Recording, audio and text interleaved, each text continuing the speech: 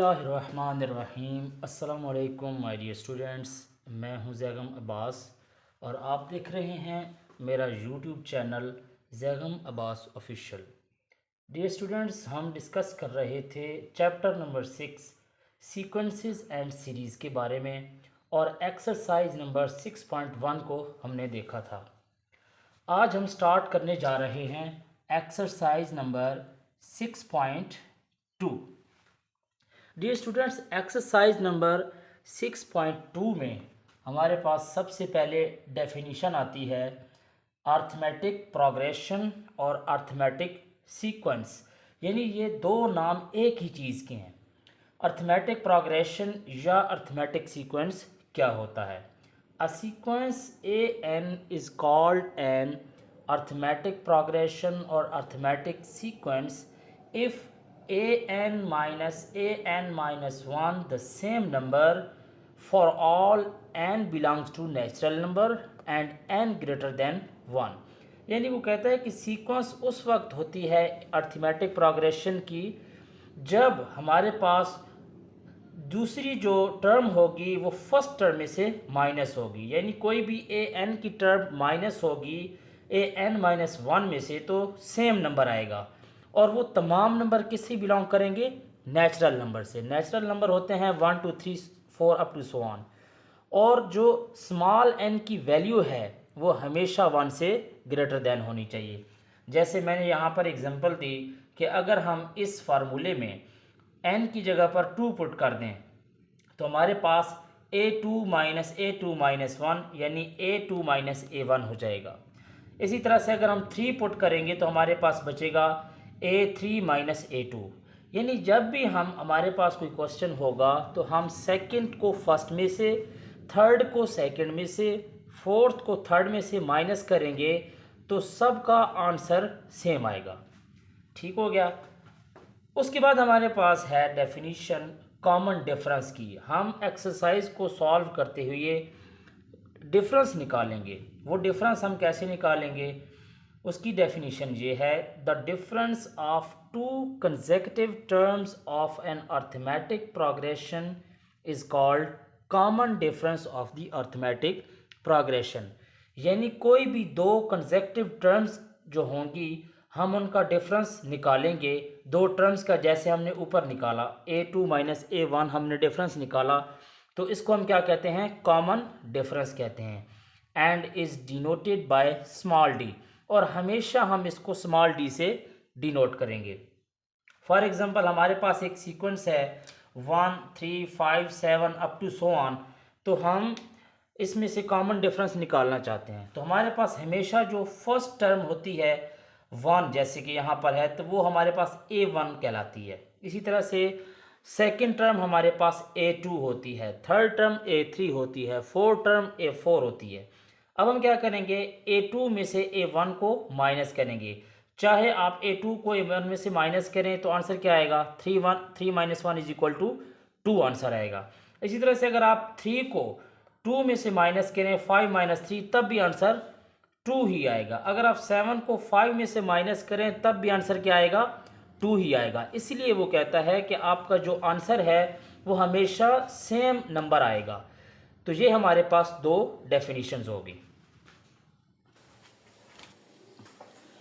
Students, हम exercise number 6.2 का question number 1 करने जा रहे हैं। हमारे पास क्वेश्चन नंबर 1 है, find the common difference and write the next two terms of each arithmetic sequence. यानी एक सीक्वेंस हमें दिया गया होगा, उस सीक्वेंस को देखते हुए हमने नेक्स्ट टू टर्म्स निकालने हैं।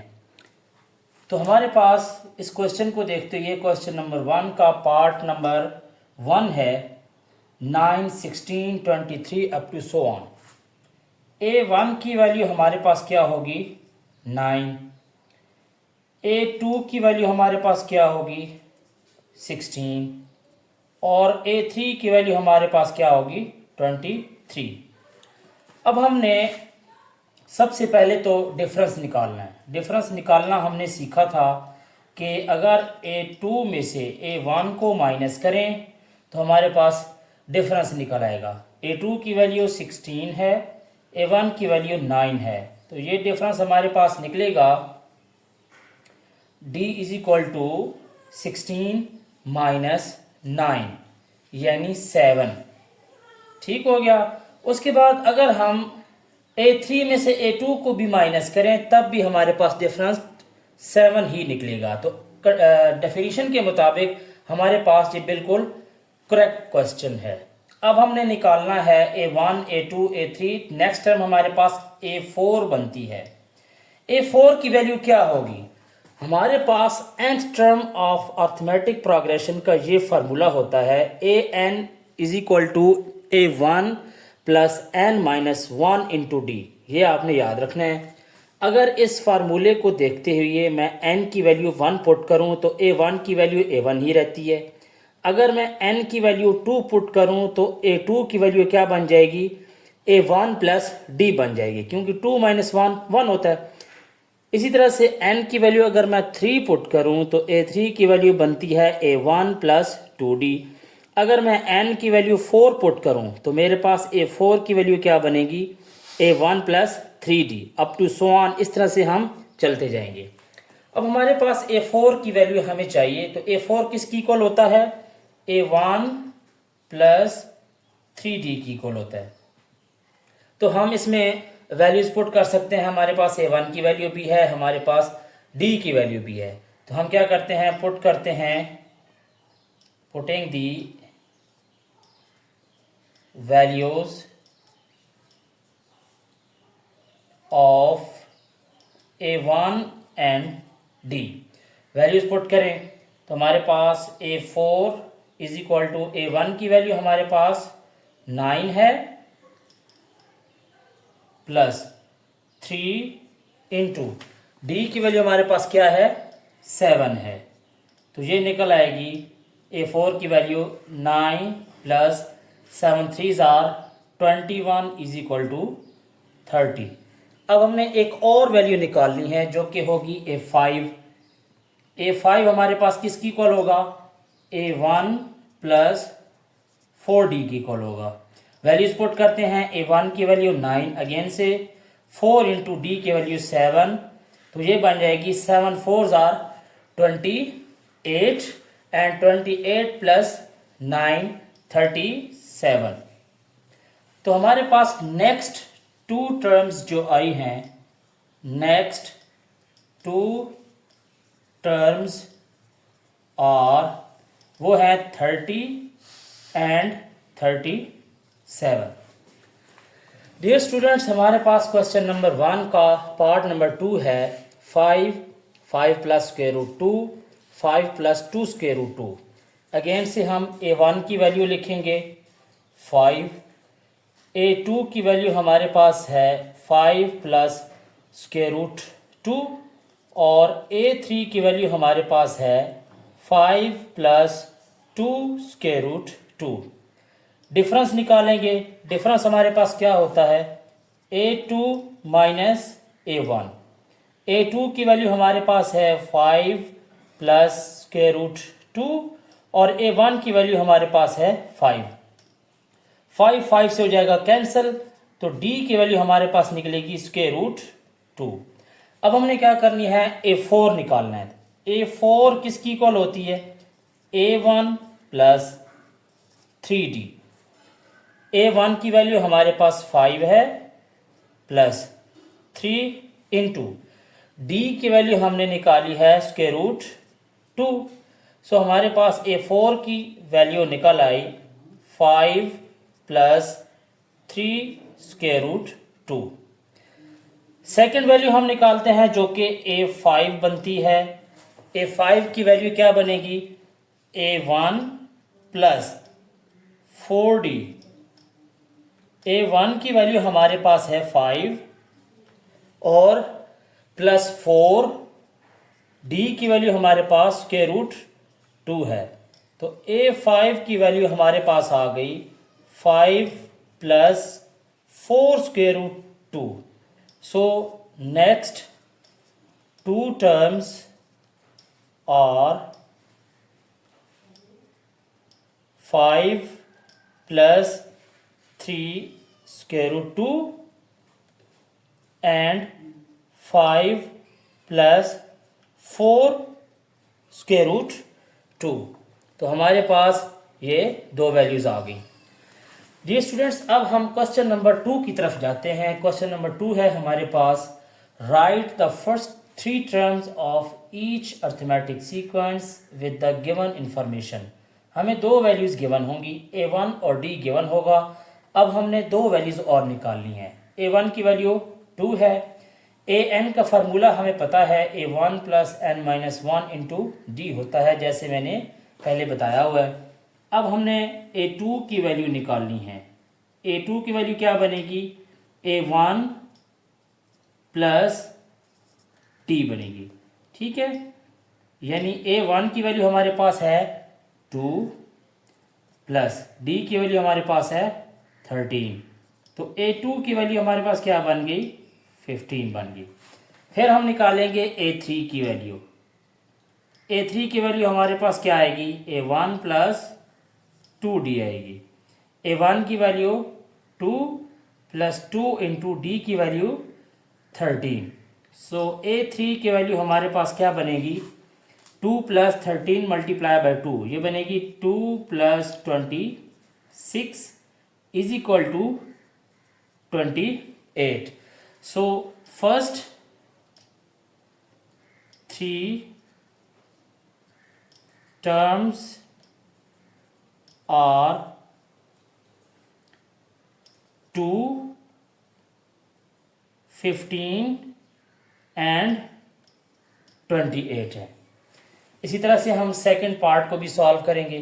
सेकंड पार्ट में हमारे पास अगेन से A1 की वैल्यू गिवन है जो कि 12 है। an का फार्मूला हमें पता है, A1 plus n minus 1 into D होता है। A2 की वैल्यू हमारे पास क्या निकलेगी, A2 की वैल्यू हमारे पास निकलेगी A1 प्लस D। A1 की वैल्यू 12, D की वैल्यू माइनस 13। सो ये A2 की वैल्यू क्या बन जाएगी, 12 minus 13 is equal to minus 1 बन जाएगी। ठीक हो गया।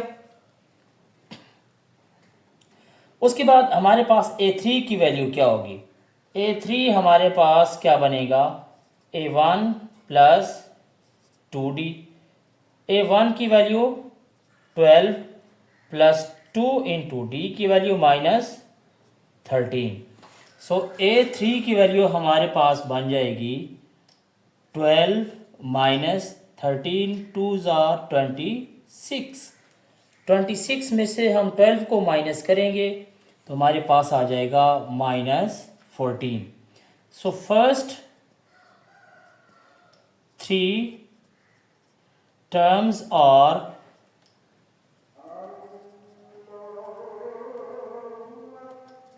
12 माइनस 1 एंड माइनस 14। स्टूडेंट्स, अब हम क्वेश्चन नंबर 3 की तरफ जाते हैं। क्वेश्चन नंबर 3 है हमारे पास, find an plus 1 and a2n if an is equal to 4 plus 3n। हमारे पास जो गिवन वैल्यू है वो है an is equal to 4 plus 3n। इसको हम इक्वेशन 1 का नाम दे देते हैं। अब हमने फाइंड करना है an प्लस 1। तो पहले हम क्या करेंगे, रिप्लेस करेंगे n को n प्लस 1 के साथ। किस में, इन इक्वेशन 1 में। तो ये बन जाएगा an plus 1 is equal to 4 plus 3 into n plus 1। ये बन जाएगा an plus 1 is equal to 4 plus 3n plus 3। तो an प्लस 1 की वैल्यू हमारे क्या बन जाएगी, 7 प्लस 3n। फिर हमने फाइंड करना है इक्वेशन a2n को। A2n करने के लिए हम फिर दोबारा से रिप्लेस करेंगे n को 2n के साथ, n by 2n in equation 1. So A2n is equal to 4 plus 3 into 2n बन जाएगा। तो A2n की वैल्यू हमारे पास क्या बनेगी, 4 प्लस 6n बन जाएगी। सो हमारे पास दो वैल्यूज आ चुकी हैं, an प्लस 1 की 7 प्लस 3n एंड A2n की वैल्यू हमारे पास आ चुकी है 4 प्लस 6n। डियर स्टूडेंट्स, अब हम क्वेश्चन नंबर 4 की तरफ जाते हैं। क्वेश्चन नंबर 4 है find the indicated term of each of the following arithmetic sequence. हमें कुछ वैल्यूज गिवन होंगी और एक वैल्यू वो पूछेंगे हमसे कि ये वैल्यू आपने फाइंड करनी है। जैसे क्वेश्चन नंबर 4 का पार्ट नंबर 1 है, A1 की वैल्यू भी गिवन है, D की वैल्यू भी गिवन है, A14 हमने फाइंड करना है। तो A14 हम कैसे फाइंड करेंगे, यहाँ से, यानी n टर्म से। हमारे पास nth टर्म का फार्मूला है an is equal to A1 plus n minus 1 into D. n की वैल्यू हमारे पास है 14, सो A14 की वैल्यू हमारे पास बनेगी A1 plus 13 minus 1 into D, sorry 14 minus 1 into D. तो A14 की वैल्यू हमारे पास बन जाएगी A1 प्लस 13D। अब हम वैल्यूज पुट कर देते हैं। हमारे पास A14 is equal to A1 की वैल्यू 3 है, प्लस 13 इंटू डी की वैल्यू हमारे पास 7 है। सो A14 की वैल्यू हमारे पास बन जाएगी 3 plus 13 into 7 is equal to 91, यानी A14 की वैल्यू हमारे पास बन जाएगी 94। ये इसका एक्यूरेट आंसर है। फिर हम पार्ट नंबर 2 की तरफ जाते हैं। पार्ट नंबर 2 है हमारे पास 8, 3, -2 up to swan A12। A1 की वैल्यू हमारे पास क्या होगी, 8 होगी। A2 की वैल्यू हमारे पास क्या होगी, 3 होगी, और A12 हमने फाइंड करना है। उसी तरह से हम क्या करेंगे, nth टर्म का फार्मूला लिखेंगे an is equal to A1 plus n minus 1 into D. n की जगह पे हमारे पास 12 है, तो ये बन जाएगा A1 plus 12 minus 1 into D. तो A12 की वैल्यू बन जाएगी A1 plus 11D। A12 is equal to A1 की वैल्यू हमारे पास कितनी है, 8 प्लस 11। D की वैल्यू हमारे पास कितनी है, D की वैल्यू हमने अभी निकालनी है, वो हम निकाल लेते हैं यहाँ पे। D is equal to A2 minus A1, यानी 3 माइनस 8, ये वैल्यू बन जाएगी -5। -5 हम यहाँ पे पुट कर देते हैं। सो A12 की वैल्यू क्या बन जाएगी, 8 माइनस 55। सो A12 की वैल्यू 8 में से मैं 55 को माइनस करूँगा तो -47 आ जाएगा। डियर स्टूडेंट्स, अब हम क्वेश्चन नंबर 5 की तरफ जाते हैं। क्वेश्चन नंबर 5 हमारे पास है the 18th and 30th term of an arithmetic sequence और 367 एंड 449 रिस्पेक्टिवली। रिस्पेक्टिवली का मतलब होता है तरतीब के साथ। How many terms of the sequence और लेस देन 1000। हमने लेस देन 1000 की सीक्वेंस टर्म्स भी हमने बतानी है। सो सबसे पहले हम फार्मूला लिखते हैं as we know that an is equal to A1 plus n minus one into D. ये nth टर्म का फार्मूला हमने लिख लिया। अब हमारे पास है 18th टर्म। सो A18 हमारे पास बन जाएगा A1 प्लस 17D। इसको हम इक्वेशन 1 का नाम दे देते हैं। फिर हमारे पास है 30th टर्म। A30 हमारे पास बन जाएगा A1 प्लस 29D। इसको हम इक्वेशन 2 का नाम देते हैं। अब हम सब्ट्रैक्ट कर लेते हैं। Subtract 1 from 2। 1 को हम 2 से सब्ट्रैक्ट कर लेते हैं तो हमारे पास क्या बनेगी,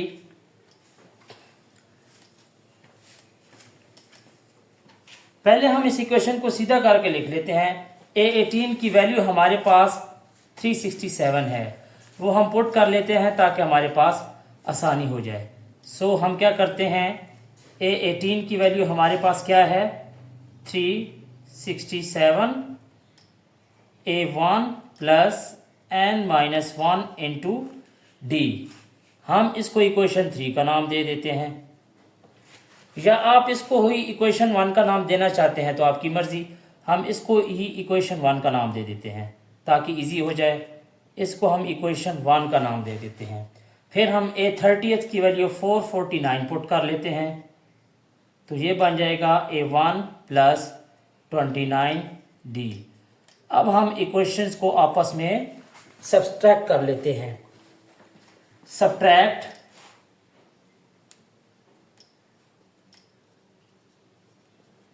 1 from 2।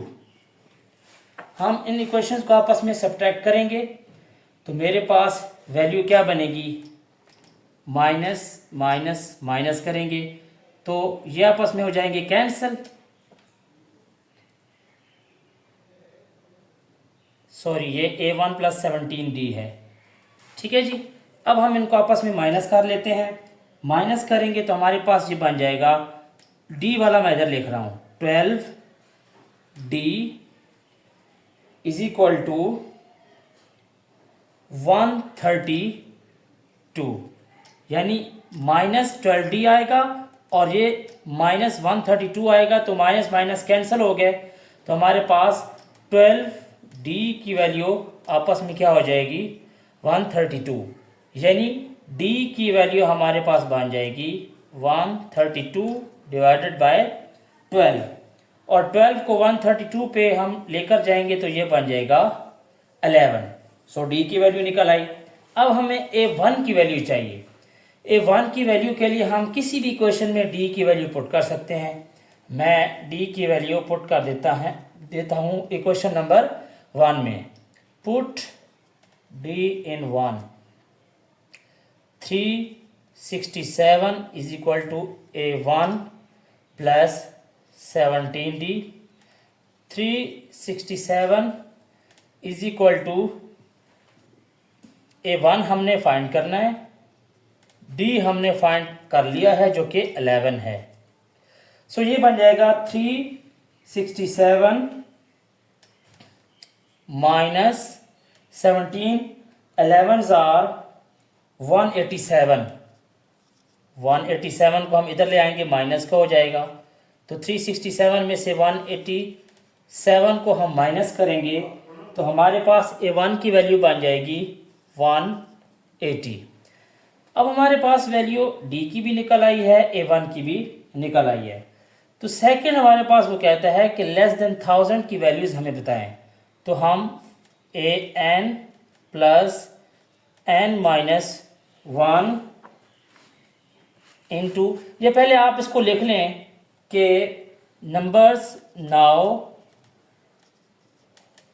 Numbers of terms less than 1000 are, यानी हम n की वैल्यू nth टर्म की वैल्यू लिखेंगे an plus n minus 1 into D less than 1000। अब हमारे पास an की वैल्यू जो है वो बेसिकली क्या है, A1 plus n minus 1 into D है। A1 की वैल्यू हमारे पास 180, n की वैल्यू हमने फाइंड करनी है n माइनस 1, डी की वैल्यू 11 लेस देन 1000 हो गया। सो ये बन जाएगा 180 plus 11n minus 11 less than 1000।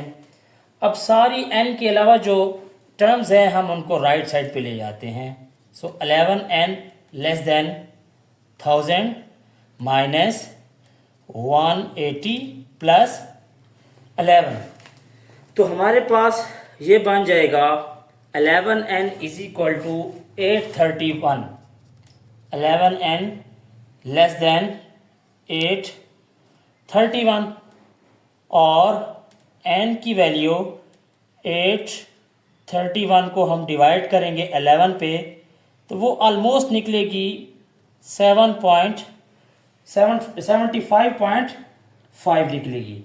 सो हमारे पास n की जो वैल्यू निकली है वो 75.5 निकली है। So maximum possible number of terms less then thousands और 75। सो इसका फाइनल आंसर क्या होगा, 75 इसका फाइनल आंसर होगा।